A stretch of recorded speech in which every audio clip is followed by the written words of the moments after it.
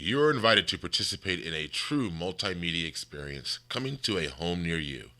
LCM TV is bringing Lake County into the new millennium with news, live broadcast, information, music, talk shows, and local programming, all streaming in high definition online and soon to be on your Roku box.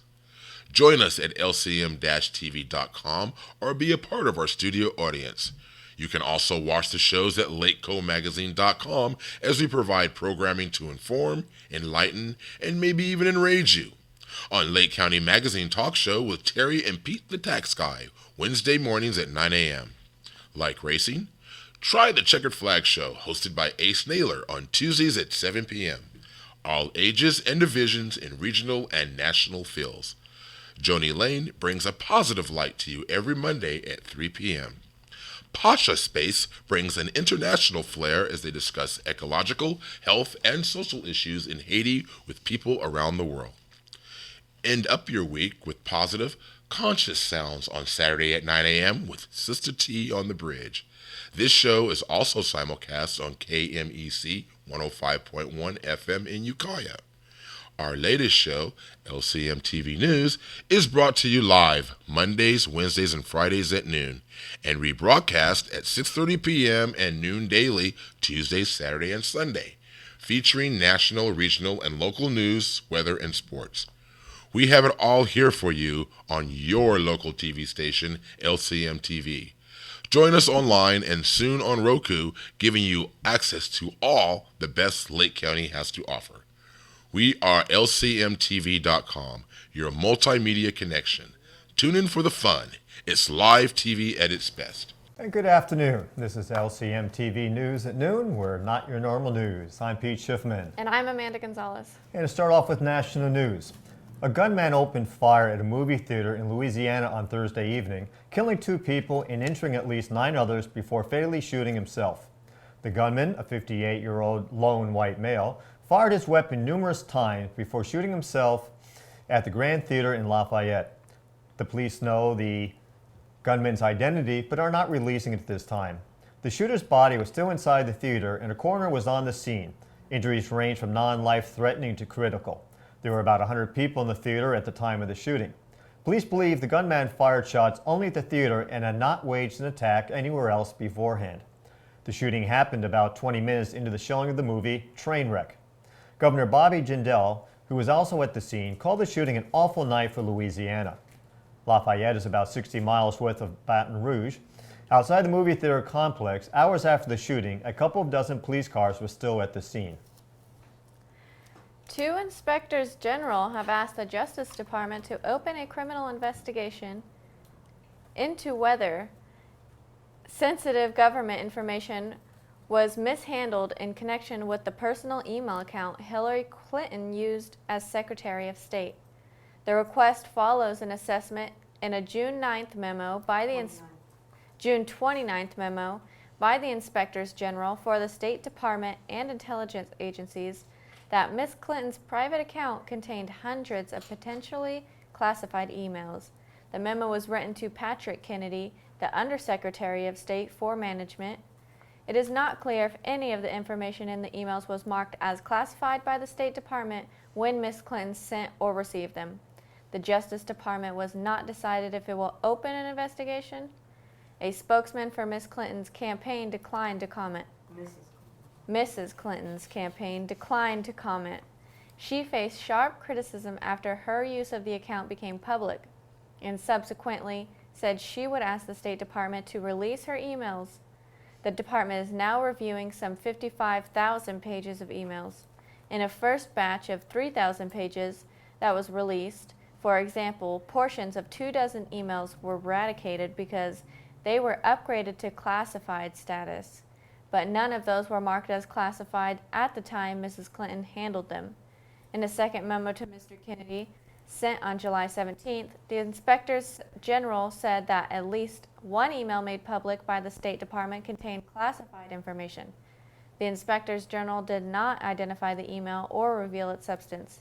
They also criticized the State Department for its handling of sensitive information, particularly its reliance on retired senior Foreign Service officers to to decide if information should be classified, and for not consulting with the intelligence agency about its determinations. The Wall Street Journal reported Thursday that the U.S. may now launch manned and unmanned military strikes against ISIS from inside Turkey. Prior U.S. airstrikes against the Islamic State have originated from aircraft carriers in the Gulf. Turkey agreed to allow the U.S. expanded use of its Incirlik air base, though Turkish military aircraft won't be used in any operation against ISIS. Incirlik is located near the Turkish-Syrian border. The U.S. currently has 6 Predator drones at the base, 2 of which will be armed with Hellfire missiles. The news comes amid increasing violence along Turkey's 560-mile long border with Syria. ISIS is believed to have been behind a suicide attack on Monday that killed 32 and injured 100, mostly Kurdish activists. Kurdish militants, many of whom blame Turkey for not doing more to stop ISIS, reportedly responded by killing 2 Turkish police officers. A border area gunfight erupted Thursday between suspected ISIS extremists and Turkish police, leaving at least 1 dead on each side. President Barack Obama spoke with Turkish President Erdogan on Wednesday night in a conversation the White House said focused on Turkey's border security. The number of Americans filling new applications for unemployment benefits last week dropped to its lowest level in more than 41 years, suggesting that the labor market maintained a sturdy pace of job growth in July. Other data also offered an upbeat assessment of the economy. The bullish jobs picture, together with a firming housing market, brings the Federal Reserve a step closer to raising its benchmark interest rate this year. Initial claims for state unemployment benefits fell 26,000 to a seasonally adjusted 255,000 for the week ended July 18th, the lowest level since November 1973.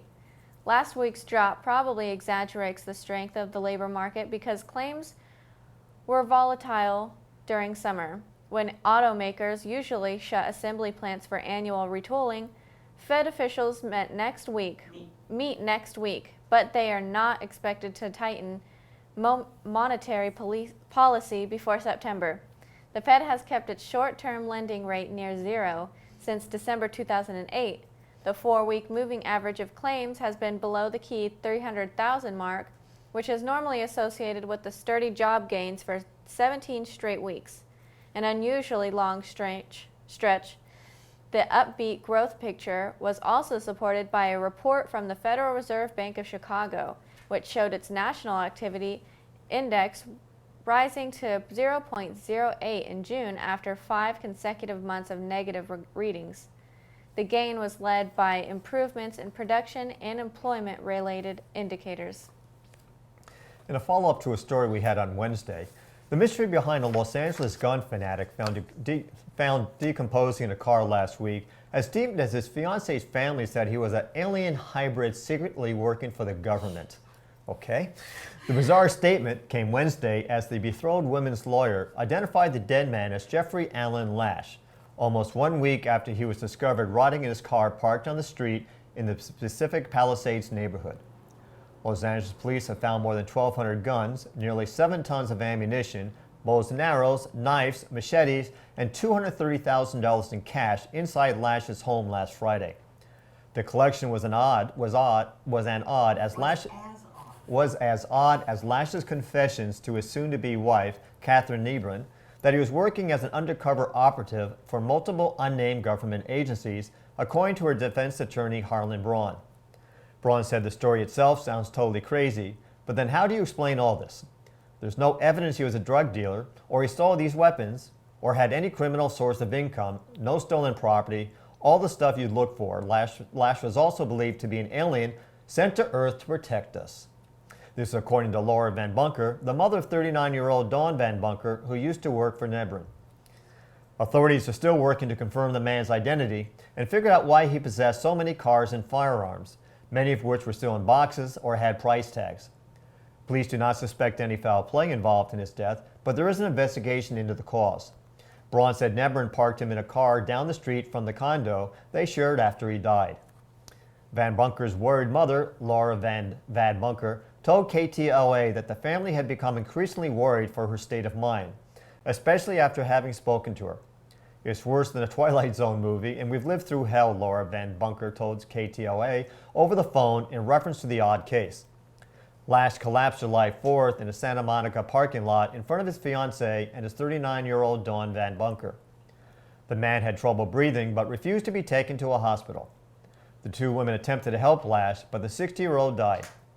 Instead of alerting police, Nebron and her personal assistant loaded his body into an SUV parked in the 17,000 block of Palisades Drive and left for Oregon. It was not 2 weeks later that the attorney representing Nebron called police and told them about the decaying corpse. Defense attorney Harlan Braun said both Nebron and Van Bunker believed Lash was a secret agent of extraterrestrial origin who had been tasked with saving the human race.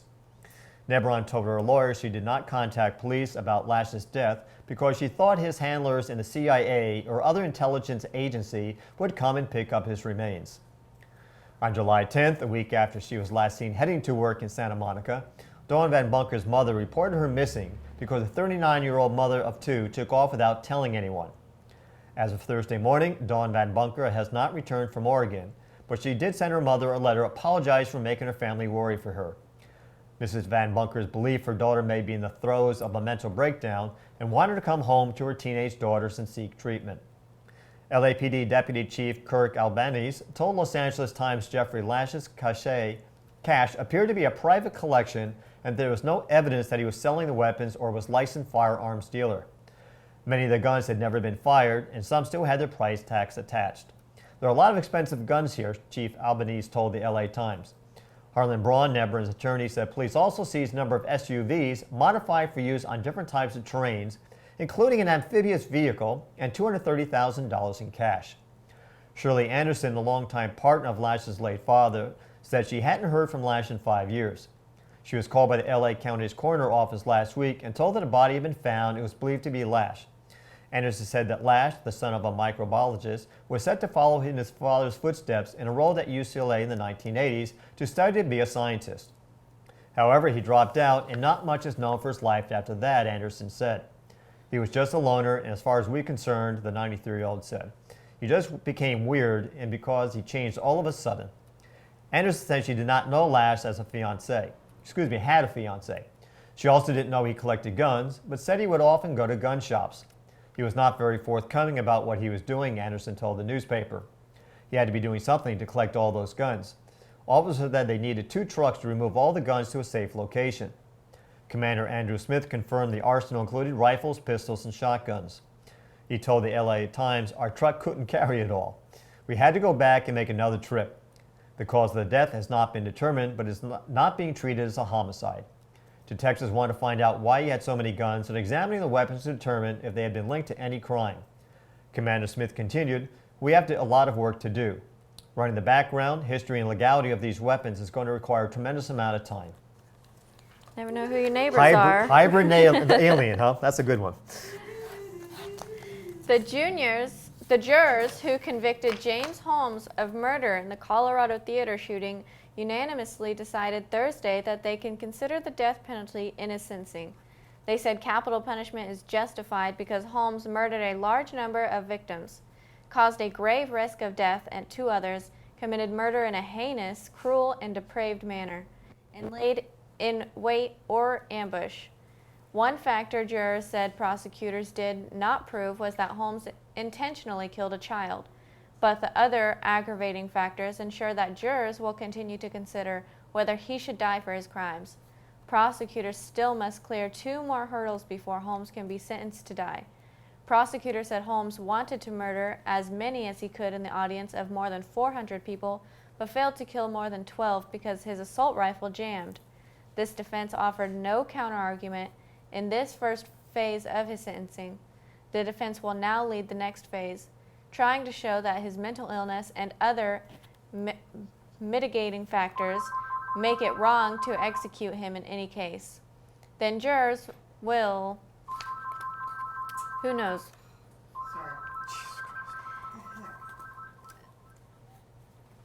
Then jurors will then deliberate for a second time, undeciding whether the extent of his mental problems outweighs the lifelong suffering Holmes caused.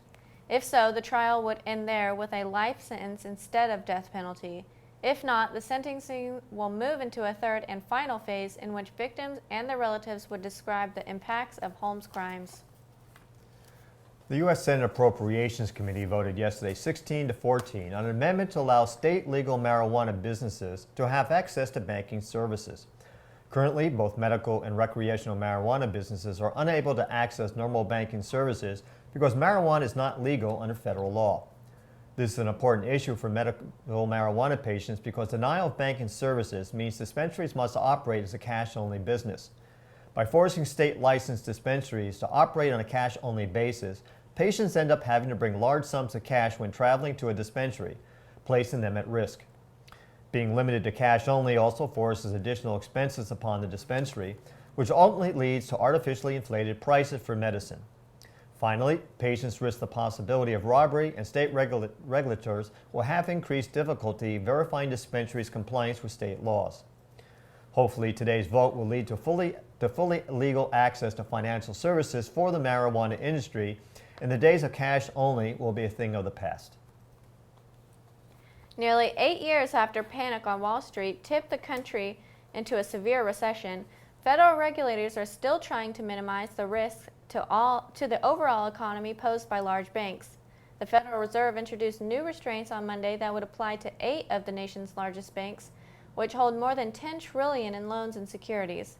The banks include big Wall Street firms like Goldman Sachs, Citigroup, and J.P. Morgan Chase, which currently faces an estimated $12.5 billion financial shortfall under the new rules. The Fed is setting standards for the amount of capital a bank must have. The new requirements could persuade the firm to get smaller over time, making them more resistant to the economic shocks and less likely to damage the economy should they fail. This final rule will confront these firms with a choice. They must either hold substantially more capital or else they must shrink. Banks raise most of the money they use for the lending or trading by taking in deposits or borrowing in the markets. But that source of money can dry up very quickly in a crisis and cause bank runs, as happened in 2008. As a result, regulators have required that banks get more of their funding from their shareholders who cannot withdraw their money in a panic. This more stable source of funding, combined with a bank's retained profits, is called capital. The representatives for the large banks have criticized the new rules, contending that they might make American banks less competitive compared with foreign banks. Lost stream? No, from Michael's side. But the standing and profits of American banks have remained strong as they bolstered their capital in recent years. What they're not telling the public is that by increasing the capital of a bank's financial statement, they get to borrow more money from the Federal Reserve, and the interest borrowing rate right now is 0%. So by raising these limits means the banks have more money on hand, which means they can borrow more money from the Federal Reserve. It's all a trick. I personally just don't believe in the banking system. Yes. And that's my personal opinion, folks. Yes. NASA announced Thursday Kepler mission has discovered Kepler 452b, the first near-Earth-sized planet in the habitable zone around a sun-like star. Kepler 452b is the smallest planet discovered orbiting in the habitable zone. The habitable zone refers to an area around a star where liquid water could pool on the surface of an orbiting planet. NASA said the confirmation of Kepler 452b brings the total number of confirmed planets to 1,030. Kepler 452b as an older, bigger cousin to Earth, providing an opportunity to understand and reflect upon Earth's evolving environment. The planet, which is about 60% larger in diameter than Earth, is located in the constellation Cygnus, about 1,400 light years away. Scientists have yet to determine its mass and composition, although previous research of a similar-sized planet indicate that it could be rocky. The bill H.R. 1599, the deceptively titled Safe and Accurate. And check your mic packs, screw in. Sounds loose. What's wrong with Okay, there we go. Yeah, I can hear you. The bill H.R. 1599, deceptively titled Safe and Accurate Food Labeling Act, was passed 275 to 150 without 4 amendments that were considered and voted down before taking a final vote on the full bill this week. Sponsored of the bill, Rep. Mike Pompeo Arcan said it works to vacate state GMO labeling laws that could ultimately create confusing standards for GMO labeling. Across the U.S., it favors instead a policy that requires developers of GMOs intended as food to submit a notification to the FDA before the product goes to market, and allows the FDA to require a label should the product represent a material difference from a comparable non-GMO food. The bill also calls on the FDA to allow but not require GMO food to be labeled as GMO, and regulates the use of the term natural. Further, to the USDA Agricultural Marketing Service may establish a program to certify non-GMO food under the bill. In an unusual move, a procedural amendment following the passage of the bill was offered by Representative Jared Polis, Democrat of Colorado, to rename the bill the Deny Americans the Right to Know, DARK Act. It was voted down. The moniker is favored by bill opponents and the Consumer Group Center for Food Safety, which says H.R. 1599 will deny voters the right to pass state bills to label GMO food. Opponents also say the bill will withhold information from consumers by not requiring affirmative GMO labels. Opponents state the bill was falsely represented by its sponsor as providing certainty and clarity for controversial genetically engineered foods. In fact, the legislation's intent is to permanently preserve the right of food manufacturers to deceive consumers.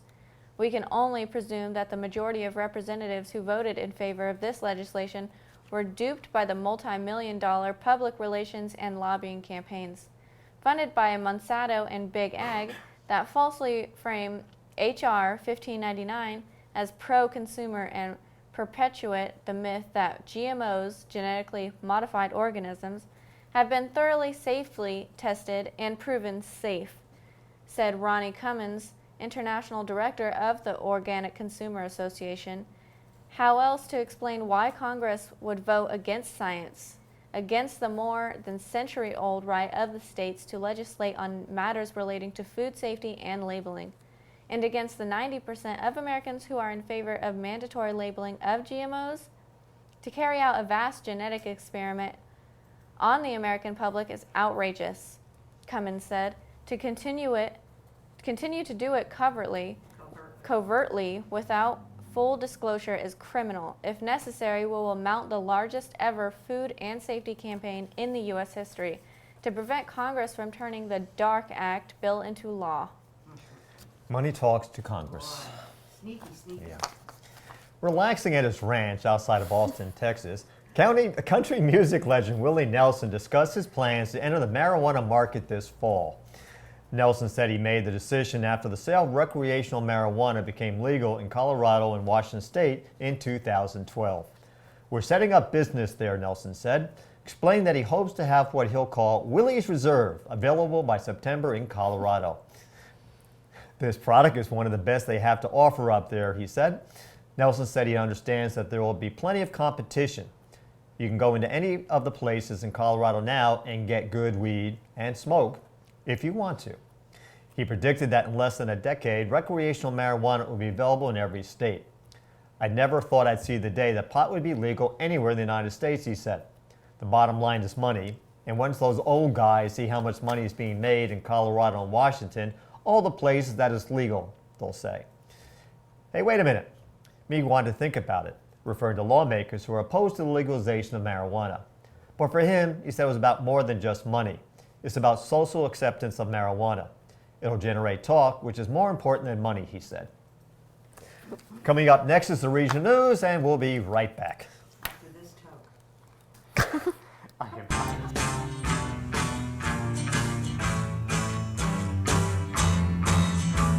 The taxman's taken all my dough and left me in my stately home, blazing on a sunny afternoon. And I can't sail my yacht, he's taken everything I got.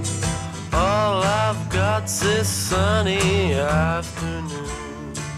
Manticorp Tax and Accounting can help you minimize taxation, establish a corporate presence, and save you money. Our over 25 years of experience in domestic and international taxation and incorporation services makes us the best at what we do. Your first consultation at Manticorp is always free, and our discounted rates guarantee you will not end up paying for what you don't get.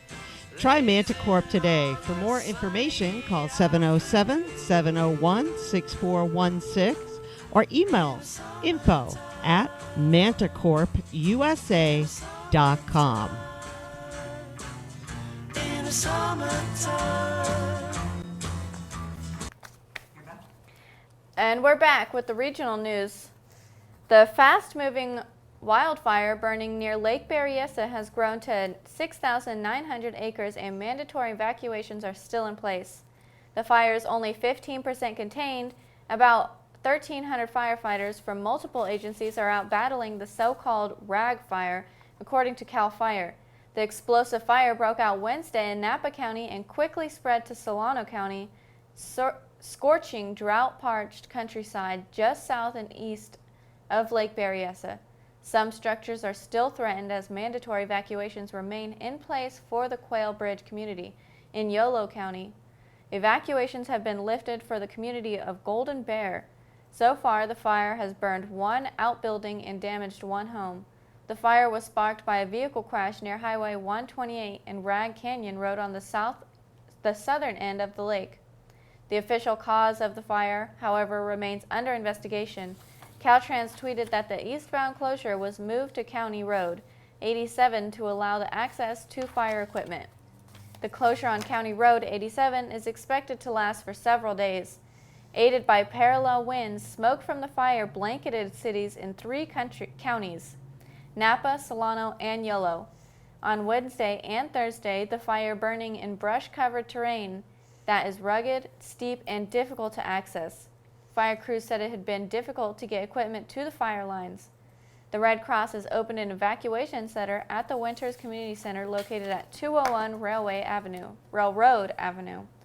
A large animal evacuation center is also opened at 29775 County Road 31 in Winters. Some people in Winters and Davis said ash was falling on their houses. Several campers at the super exclusive Bohemian Grove in West Sonoma County were awakened Wednesday by a cabin fire, the result of flames that escaped to a nearby fire pit during the night. Escaped a nearby fire pit during the night, Monte Rio Fire Chief said. No one was injured, though the blaze caused an estimated $150,000 in damage to the cabin and to the wooden decking that partially surrounds the fire pit. Emergency dispatchers said the fire occurred in Valhalla Camp, one of 115 member camps located inside the 2700 Grove, where the powerful and wealthy Bohemian Club holds a summer encampment each July. Flames burned across and under the decking and caught the cabin exterior on fire before flames got inside and awakened people sleeping there. The fire was reported shortly after 7 a.m.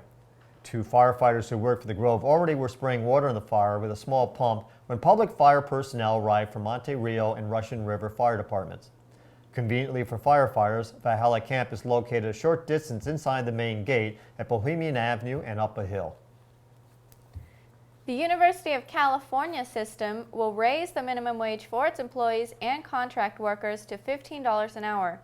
University officials announced on Wednesday that the latest in a string of recent victories for labor leaders who have fought to increase workers' pay. The move comes after the Los Angeles County Board of Supervisors voted Tuesday to raise the minimum wage in unincorporated areas of the county to $15 an hour. The city of Los Angeles approved the same increase in May. Janet Napolitano, the president of the University of California, said it would become the first public university system in the country to voluntarily raise the minimum wage as high as $15 an hour. When the city of Los Angeles approved a higher minimum wage in May, officials hoped and move would pressure other governments to follow suit. Opponents said the increase would only drive businesses away to neighboring cities with less expensive labor. Santa Monica and West Hollywood are also now considering raising the minimum wage. At the University of California's 10 campuses, the minimum wage increase will be phased in over the next 2 years for about 3,200 employees, reaching $15 an hour in October 2017 for those who work at least 20 hours a week. Thousands of people working for contractors will also be paid at least the same rate. Officials estimated that the wage increases would add up to about $14 million a year to a total university payroll of more than $12 billion. That was not Ponatalo, but I can explain. A news report that ranks Santa Rosa area as having the third worst roads in the nation among mid-sized urban communities. A new report, not a news report. Excuse me, folks, the news report. No. A new report. I'm blind, what can I tell you? Per local motorist, an estimated $811 is spent annually on maintenance and repairs related to poor road conditions, the fifth highest total in the nation as determined by TRIP, a Washington, D.C.-based transportation research and advocacy organization. The report found that 49% of arterial roads in the Santa Rosa area are in poor condition. Only Flint, Michigan and Antioch fared worse. For large and urban areas, the San Francisco-Oakland region earned the dubious honor of having the nation's worst roads, with 74% of thoroughfares listed in poor condition. The region also earned top honors for out-of-pocket costs to motorists, estimated at more than $1,000 annually. Sonoma County has such a well-earned reputation for bad roads that Clover Storetta has produced a new flavor of ice cream called Petaluma Pothole. The ice cream is an ode to Rocky Road, of course, and is advertised with the tagline, "It's a pothole you want to hit." I wonder if Clear Lake has the first worst roads. For smaller communities, Lots yes. of our towns out there. Yeah. A group of Pomo Indians is seeking federal recognition as a tribe, and its mother tribe fights a Northern California sheriff over a proposed pot farm. Former members of Northern California's Pinelville Pomo tribe, who still live on the Pinelville Reservation, are moving forward with a 7-year-old effort to gain recognition as a tribe. The Pinelville Reservation in Mendocino County is 99 acres and has about 70 members, according to publicly available documents. The tribe has a separate parcel of just under 7 acres in Lake County, east of Mendocino.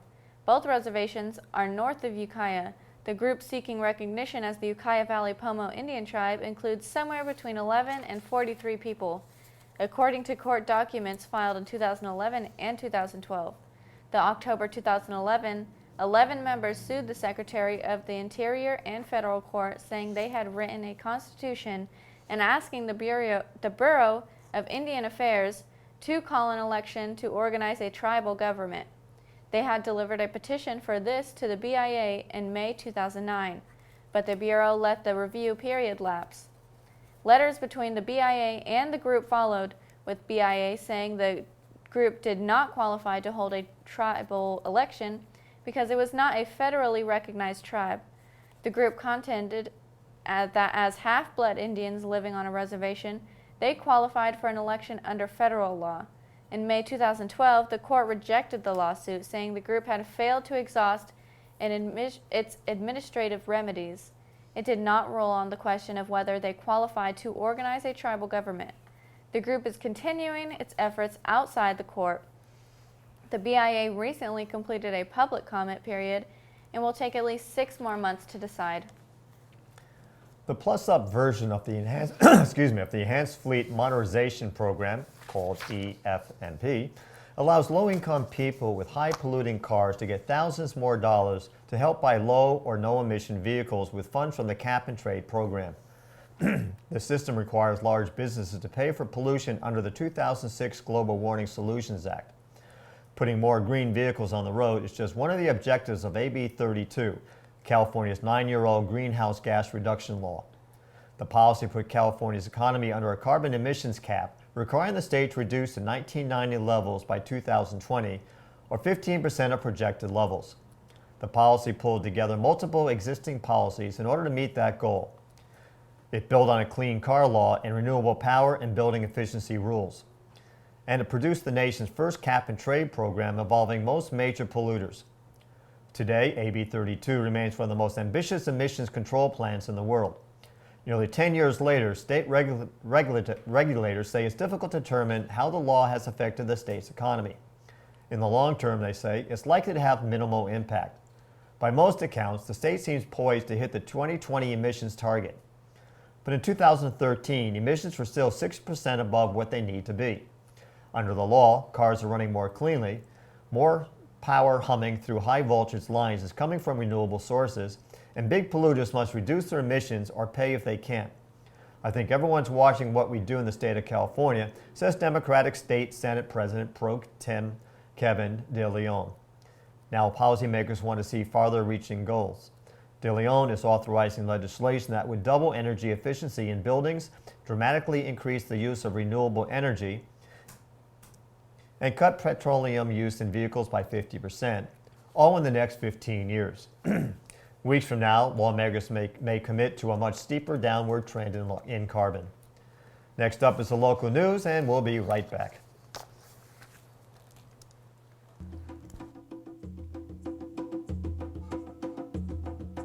SSS Multimedia is sending you smoke signals, providing their clients with the ultimate communication and multimedia marketing, distribution, production, and web-based services. They feature high-def video equipment and quality audio sound. SSS is your multimedia source, from graphics for business cards to television production, radio, live sound, and everything in between. SSS is sending you smoke signals. Get your message out with SSS Multimedia. For more information, call 707-701-6416 or email info@sssmultimedia.com.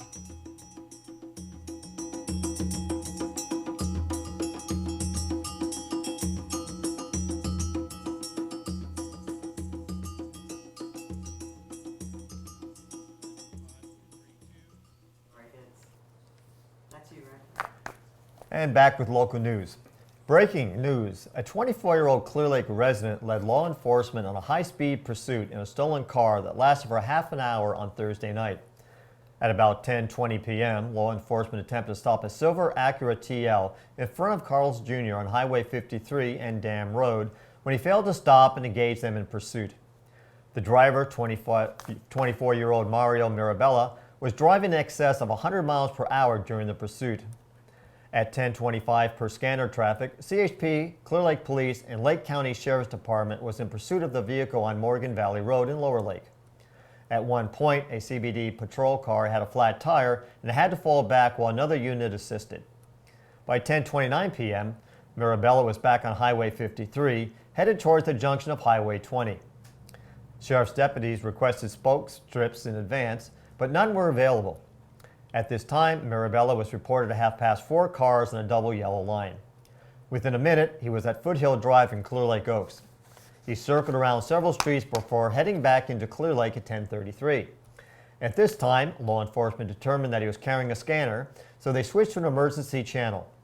He circled onto Old Highway 53, Jefferson, Austin, and Lakeside before crashing into a single vehicle crash on Airport Road. Mirabella was taken into custody by Clear Lake Police Officer Parsons at 10:50 p.m. He has been booked in the Lake County Jail on charge of escaping arrest, possession of a controlled substance, evading with disregard to safety, reckless driving, and taking a vehicle without an owner's consent. His bail was $35,000, and he's still in custody at the time of publishing. Mirabella is reportedly the son of Clear Lake Mayor Denise Lucelo. A troubled teen who had been welcomed into the home of a Laytonville family and treated like a son turned suddenly on that family over the weekend in what authorities described Monday as an act of cold-blooded violence, with the young man using a large kitchen knife to repeatedly stab 4 people, killing 2 he knew well and critically wounding 2 others. According to the Mendocino County Sheriff's Office, Sunday's violence stunned the tiny rural community, as word spread that local doctor Cindy Norville, 54, was critically wounded.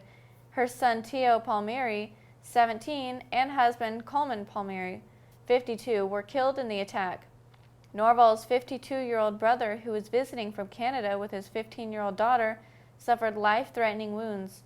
Norville and Palmieri's 14-year-old daughter and a 15-year-old female cousin were also at home during the midnight attack. on the sleeping family. They were not injured but severely traumatized by the young man, who after the attack still carried the bloody knife and ordered one of the girls to tie up Norval's injured brother and the other girl with phone cord yanked from the wall. Sheriff's detectives still are trying to determine what sparked the deadly bloody rampage on a family who had taken in suspect Talon Clark Barton, now 19, when he was a troubled 17-year-old junior at Laytonville High. Barton was a close friend with T.O. Palmieri, who had convinced his parents to give Barton a home. They took him in as if he were a family member. Sheriff's Lieutenant Shannon Barney said that family wanted so much to help Talon get on his feet, get him through his high school, and get into college, said Denise Shields, who was for 10 years raised Barton and his older brother at her home in Laytonville. They were beautiful, wonderful people who took him in. I'm in shock, total shock, that violence ended with Barton giving himself up without incident to deputies who arrived at the house on a wooden lot off South Meadow Lane, about 2 miles northwest of town. Mendocino County health officials on Tuesday reported the county's first human case of West Nile virus this year, a reminder that mosquito bites can be dangerous. State health officials on Monday reported California's first death from the virus. The victim was from Nevada County. It's unclear whether the Mendocino County patient contracted the illness, officials said. The person, who is recovering, reported being bitten by mosquitoes during the suspected incubation period for the illness while at a state. They did not say which state. But danger lurks nearby as well. Mosquitoes infected with the West Nile virus have been detected in Sonoma and Lake counties. In Sonoma County, infected mosquitoes were trapped in May, the earliest they had been found since 2008. In Lake County, the disease was first detected in mosquitoes last week. Mendocino County does not have a mosquito monitoring program. Last year, one Lake County resident and one Mendocino County resident contracted the disease. No one in Sonoma County contracted the disease, according to state health statistics. Statewide, there are 801 cases, more than half of them in Southern California. There are 31 fatal cases of infection in the state, the most ever reported, according to the state's website. Last year was a record year for West Nile virus activity overall, and with the early appearances of infected mosquitoes this year, officials expect more of the same. They urge residents to take precautions against being bitten by mosquitoes. That includes limiting standing pools of water. Mosquitoes can breed in small amounts of water, including in old tires and drain trays placed under potted plants. Health officials also recommend adding mosquito fish or larvicide to ponds that have no fish, avoiding being outdoors at dawn or dusk, when mosquitoes are most active, wearing long-sleeve shirts and pants, and using insect repellent, preferably with DEET, replacing torn window and door screens, and vaccinating horses around the virus. Against the virus. There are no vaccines for humans. The best prevention is to prevent mosquito bites, said Jamesina Scott, Manager and Research Director for the Lake County Vector Control District. District 3 Supervisor Jim Steele is holding a town hall meeting in Nice on Thursday, July 30th at 5:30 p.m. Topics on the agenda include the sale of Holiday Harbor, the future use of Hinman Park, development of a new park, trash in the hills, Highway 20 traffic safety, and topics from the floor. This is an opportunity to provide input on important issues facing the Nice community, discuss possible solutions to problems that impact our quality of life, and be informed of matters coming before the Lake County Board of Supervisors. The meeting is being held at the Sons of Italy, 2817 Highway 20 in Nice. For more information, contact Supervisor Steele at 707-295-6128. 98. Read it again. The number again is 707-295-6198. There you go. 15-year-old Faith Ross is still not home. She was last seen on June 26th. Despite numerous possible sightings, she still has not been located. Faith is 5'1" and 100 pounds. Her ears are pierced, and when she was last seen, her hair was dyed black underneath and red on top. Her natural hair color is brown. She was last seen by her mother's boyfriend the night of June 26th. She was gone the next morning. While Faith's case does not fit the qualification for an Amber Alert, she has been listed with the National Center for Missing and Exploited Children. According to the Sheriff's Office's Public Information Officer, Lieutenant Steve Brooks, When asked why there was no Amber Alert issued on Faith's disappearance, he told there is no specific criteria which must be met before an Amber Alert can be activated. The rules are set by the state of California. The circumstances involving Ms. Ross did not meet that criteria. The Sheriff's Office is following up on all leads to locate Faith Ross as they are received. Patrol deputies are also looking for her when they are not taking calls for service. Anyone with information about Faith needs to call 911 or contact the Lake County Sheriff's Office at 707-263-2690. Who likes pizza? Kimberly Hall is having a pizza fundraiser at DJ's Pizza in Lower Lake on August 5th from 5 p.m. to 8 p.m. All proceeds and donations will go toward her kidney transplant, travel fund for post-kidney transplant, checkups at UCSF. Kimberly's transplant is scheduled for August 27th. If you're a resident of the city of Clear Lake and you get commodities from Clear Lake Gleaners, they have a new location beginning Wednesday, August 5th from 8 a.m. to 10 a.m. The new location is at the Crossroads Christian Church, 6039 Crawford Avenue in Clear Lake, right off Old Highway 53. If you have any questions regarding your commodities, call 707-263-8082 or email them at clgleaners@hotmail.com. Artist Max Butler will be opening Sasam, a new gallery in Upper Lake on Saturday, August 1st, 1 to 5 p.m. The gallery's name, Sasam, is a Tibetan word that means mystic crossroad. The gallery will be a place for meaningful art, spiritual art, and the art of a social consciousness. The motto of the gallery is beauty, love, and freedom. Beauty overcomes ignorance. Love overcomes anger. Freedom overcomes addiction. This may give you some idea of the type of work that will be displayed. The grand opening will be Saturday, August 1st, 2015, from 1 to 5 p.m. Thereafter, the gallery hours will be Friday and Saturday from 1 to 5 p.m. The gallery is located at 9495 Main Street, number 9, Upper Lake, California. The first show will feature the work of Max Butler and Pinky Mitchell. Max Butler will be presenting the work consisting of paintings, graphic art, and Buddhist sculptures. Pinky Mitchell will be exhibiting gourd art and jewelry. Max Butler will be on the next Big Art radio show on KPFZ 88.1 FM, Tuesday, July 28th, 1 to 2 p.m. to talk about the gallery. Coming up next is weather and sports. We'll be right back.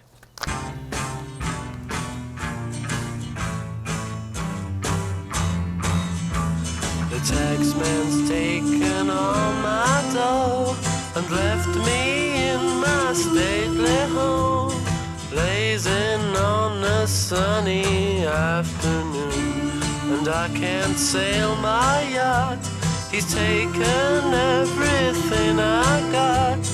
All I've got's this sunny afternoon.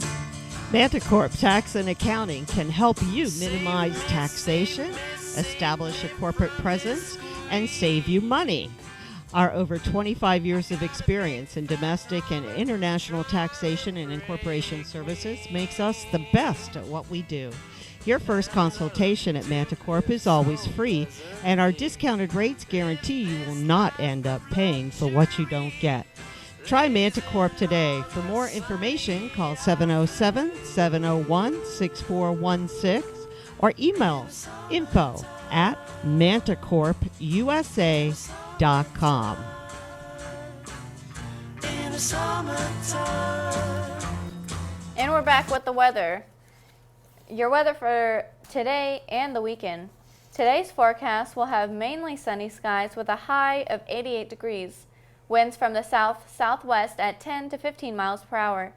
Tonight's skies will be clear with a low of 56. Winds steady at 10 to 15 miles per hour, staying out of the southwest. Saturday will also have clear sunny skies with a high around 90 degrees, with winds shifting to the southwest at 10 to 15 miles per hour.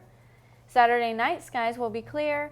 The low will drop to around 56 degrees, with winds shifting again to the west-northwest, staying at 10 to 15 miles per hour.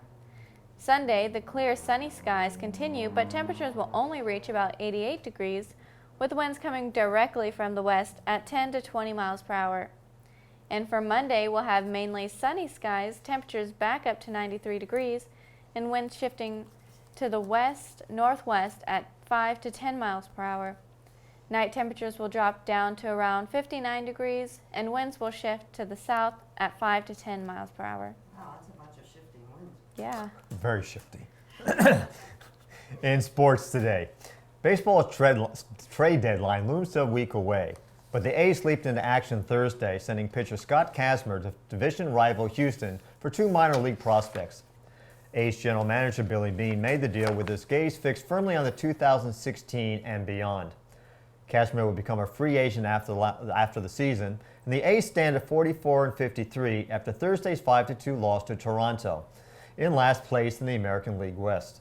The A's acquired right-handed pitcher Daniel Mengin and captured Jacob Nottingham for Kazmir. Nottingham was the key to the deal. Beane said the talks with the Astros gained momentum when they became willing to include him. Nottingham, 20 years old, is hitting a combined .326 with 14 home runs and 60 RBIs this season. First at Class A at Quad Cities, and more recently at Class A Lancaster of the California League. The Astros took him in the 6th round of the 2013 draft. Kazmir, 31, grew up in Houston and will join an Astros team in the thick of the division race. Kazmir was scheduled to start against the Toronto Blue Jays, but was pulled when informed of the trade. Drew Pomeranz started instead and lasted only 2 innings in the Blues' 5-2 win. The Giants had the day off on Thursday. This evening, they start a 3-game series against the Oakland A's. Start time 7:15. The 22nd Annual Lake County Junior Golf Championship tees off August 4th at Adams Springs Golf Course on Cobb Mountain. Entry fee for the Lake County Junior, which is sponsored by many local businesses and nonprofits, is only $15.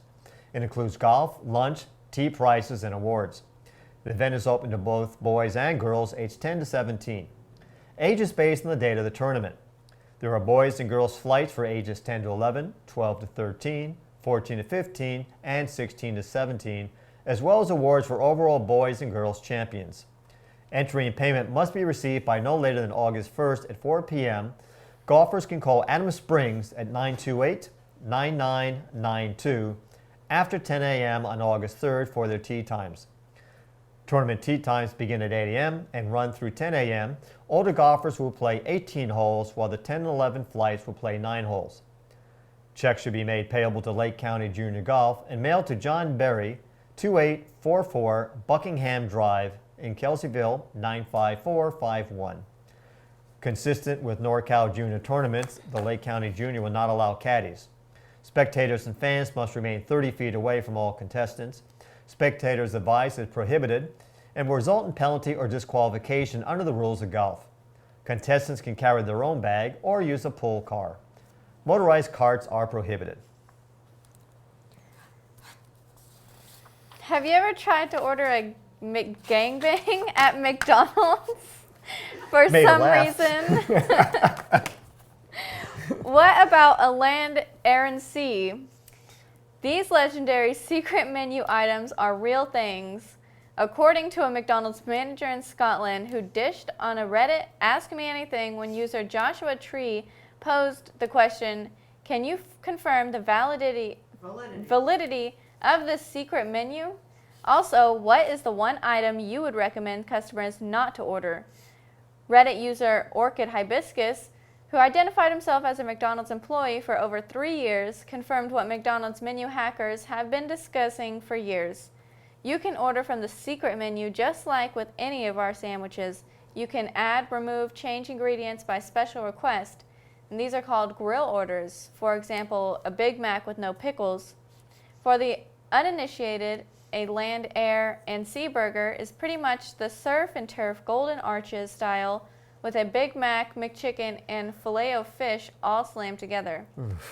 A McGangbang, if you like that, is a McChicken sandwich within a double cheeseburger with Big Mac sauce, of course.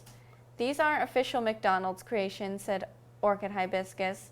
Order one and the workers might not know it by name, For example, the Land Air and Sea Burger or the McGangbang. But if you explain what it is and are willing to pay for all the ingredients, it's just another grill order we can make up. Orchid Hibiscus was fine with the customers who placed so-called grill orders, but the user did have one piece of advice for McDonald's customers. Don't order the grilled chicken. It's horrible frozen chicken that we defrost and steam, and it's a bit gelatinous. We do not know, however, if there is a secret menu in the U.S. I got some better advice. Just don't go to McDonald's. Make a burger at home. And that's the news for Friday. Our next live show actually may not be a live show. Could be 3 o'clock today. it's 3 o'clock. It's Pasha Space.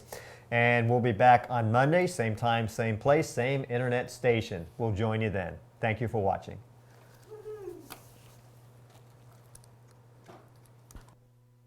Great show.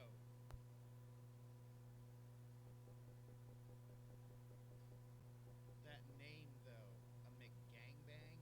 Really?